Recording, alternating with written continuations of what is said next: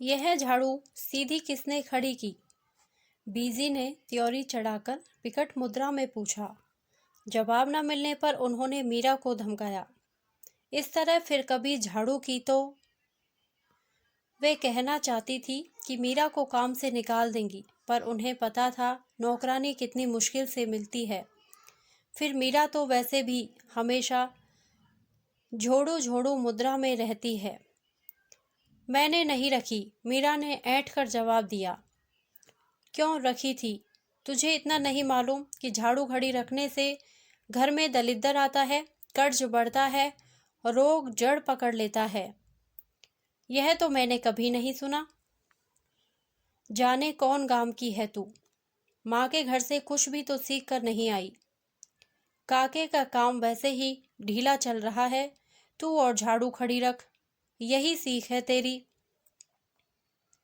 मेरा ख्याल है झाड़ू गुसल खाने के बीचों बीच भीगती हुई पसरी हुई छोड़ देने से दलिद्दर आ सकता है। तीलियां गल जाती हैं, रस्सी ढीली पड़ जाती है और गंदी भी कितनी लगती हैं। आज तो मैंने माफ कर दिया, फिर भी कभी झाड़ू खड़ी ना मिले, समझी? इस बात में कोई तुक नहीं बीजी, झाड़ू कैसे भी रखी जा सकती है। बीजी झुंझला गई। कैसी जाहिल और जिद्दी लड़की ले आया है काका। लाख बार कहा था इस कुदेसिन से ब्याह ना कर, पर नहीं, उसके सिर पर तो भूत सवार था। शिखा को हंसी आ गई। बीजी अपने को बहुत सही और समझदार मानती हैं, जबकि अक्सर उनकी बातों में कोई तर्क नहीं होता। उसे हंसते देखकर बीजी का खून खौला गया। इसे तो बिल्कुल अकल नहीं, उन्होंने मीरा से कहा। बीजी चाय पिएंगी? शिखा ने पूछा। बीजी उसकी तरफ पीठ करके बैठी रही। शिखा की बात का जवाब देना वे ज़रूरी नहीं समझती। वैसे भी उनका ख्याल था कि शिखा के स्वर में खुशामद की कमी रहती है। शिखा ने चाय का गिलास उनके आगे रखा तो वे भड़क गई। वैसे ही मेरा कब्ज के मारे बुरा हाल है, तू चाय पिला पिलाकर मुझे मार डालना चाहती है? शिखा ने और बहस करना स्थगित किया और चाय का गिलास लेकर कमरे में चली गई। शिखा का शौहर कपिल अपने घर वालों से इन अर्थों से भिन्न था कि आमतौर पर उसका सोचने का एक मौलिक तरीका था। शादी के ख्याल से जब उसने अपने आसपास देखा तो कॉलेज में उसे अपने से 2 साल जूनियर बीएससी में पढ़ती शिखा अच्छी लगी थी। सबसे पहली बात यह थी कि वह उन सब औरतों से एकदम अलग थी जो उसने परिवार और अपने परिवेश में देखी थी। शिखा का पूरा नाम दीप शिखा था, लेकिन कोई नाम पूछता तो वह महज नाम नहीं बताती। मेरे माता पिता ने मेरा नाम गलत रखा है, मैं दीप शिखा नहीं अग्नि शिखा हूँ, वह कहती। अग्नि शिखा की तरह ही वह हमेशा प्रज्वलित रहती, कभी किसी बात पर, कभी किसी सवाल पर। तब उसकी तेजी देखने लायक होती। उसकी वक्तृता से प्रभावित होकर कपिल ने सोचा वह शिखा को पाकर रहेगा। पढ़ाई के साथ साथ वह पिता के व्यवसाय में भी लगा था, इसलिए शादी से पहले नौकरी ढूंढने की उसे कोई ज़रूरत नहीं थी। बिना किसी आडंबर, दहेज या नखरे के एक सादे समारोह में वे विवाह सूत्र में बंध गए। शिखा उसकी आत्मनिर्भरता, खूबसूरती और स्वतंत्र सोच से प्रभावित हुई। तब उसे यह नहीं पता था कि प्रेम और विवाह 2 अलग अलग संसार हैं। एक में भावना और दूसरे में व्यवहार की ज़रूरत होती है। दुनिया भर में विवाहित औरतों का केवल एक स्वरूप होता है, उन्हें सहमति प्रधान जीवन जीना होता है। अपने घर की कारा में वे कैद रहती है, हर एक दिनचर्या में अपनी अपनी तरह का समरसता रहती है, हर एक के चेहरे पर अपनी अपनी तरह की ऊब। हर घर का एक ढर्रा है जिसमें आपको फिट रहना है। कुछ औरतें इस ऊब पर श्रृंगार का मुलम्मा चढ़ा लेती हैं, पर उनके श्रृंगार में भी एक रास्ता होती है। शिखा अंदाज लगाती सामने वाले घर की नीता ने आज कौन सी साड़ी पहनी होगी और प्राय उसका अंदाज ठीक निकलता। यही हाल लिपस्टिक के रंग और बालों के स्टाइल का था। दुख की बात यह थी कि अधिकांश औरतों को इस ऊब और कैद की कोई चेतना नहीं थी। वे रोज सुबह 9:30 बजे सासों, नौकरों, नौकरानियों, बच्चों, माली और कुत्तों के साथ घरों में छोड़ दी जाती, अपना दिन तमाम करने के लिए। वही लंच पर पति का इंतजार, टीवी पर बेमतलब कार्यक्रमों का देखना और घर भर के नाश्ते, खाने, नखरों की नोक पलक का संवारना, चिकनी महिला पत्रिकाओं के पन्ने पलटना, दोपहर को सोना, सजे हुए घर को कुछ और सजाना, सास की जी हजूरी करना और अंत में रात को एक जड़ नींद में लुढ़क जाना। कपिल के घर आते ही बीजी ने उसके सामने शिकायत दर्ज की, तेरी बीवी तो अपने को बड़ो चतुर समझती है, अपने आगे किसी की चलने नहीं देती, खड़ी खड़ी जवाब टिकाती है। कपिल को गुस्सा आया। शिखा को एक अच्छी पत्नी की तरह चुप रहना चाहिए, खास तौर पर माँ के आगे। इसने घर को कॉलेज का डिबेटिंग मंच समझ रखा है और माँ को प्रतिपक्ष का वक्ता। उसने कहा, मैं इसे समझा दूंगा, आगे से बहस नहीं करेगी। उल्टी खोपड़ी की है बिल्कुल, वह समझ ही नहीं सकती। माँ ने मुंह बिचकाया। रात उसने कमरे में शिखा से कहा, तुम माँ से क्यों उलझती रहती हो दिन भर? इस बात का विलोम भी उतना ही सच है। हम विलोम अनुलोम में बात नहीं कर रहे, एक संबंध है जिसकी इज्जत तुम्हें करनी होगी। गलत बातों की भी?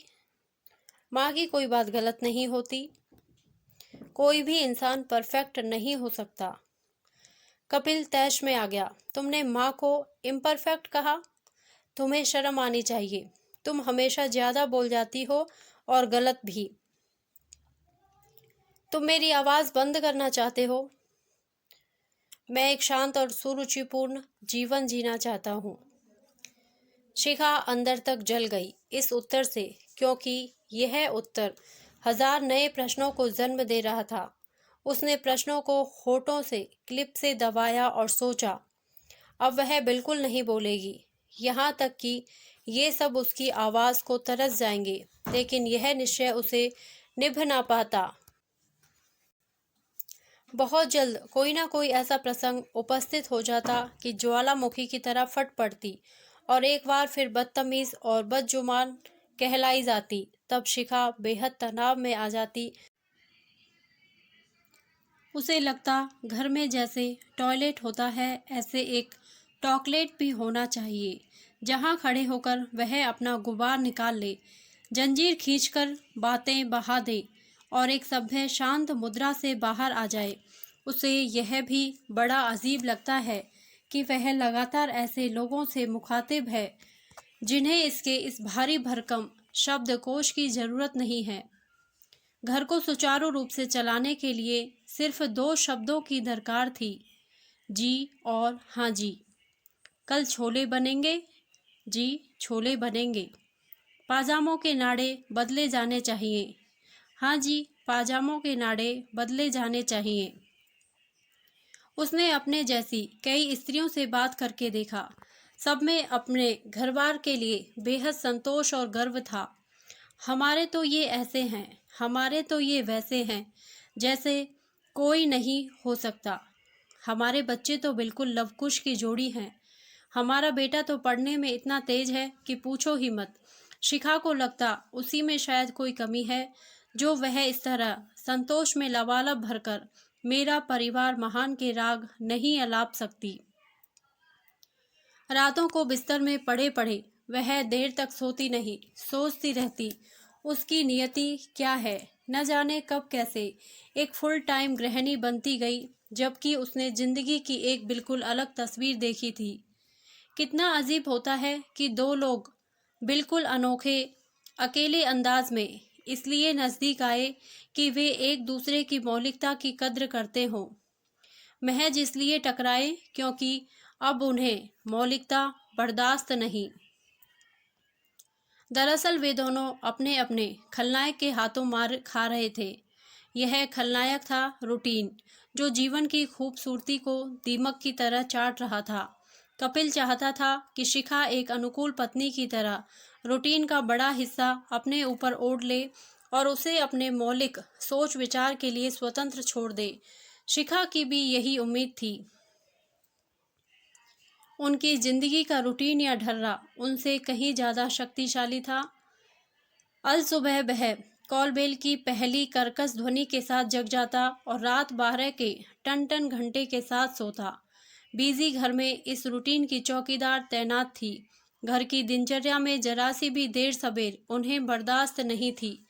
शिखा जैसे तैसे रोज के काम निपटाती और जब समस्त घर सो जाता, हाथ मुंह धो कपड़े बदल एक बार फिर अपना दिन शुरू करने की कोशिश करती।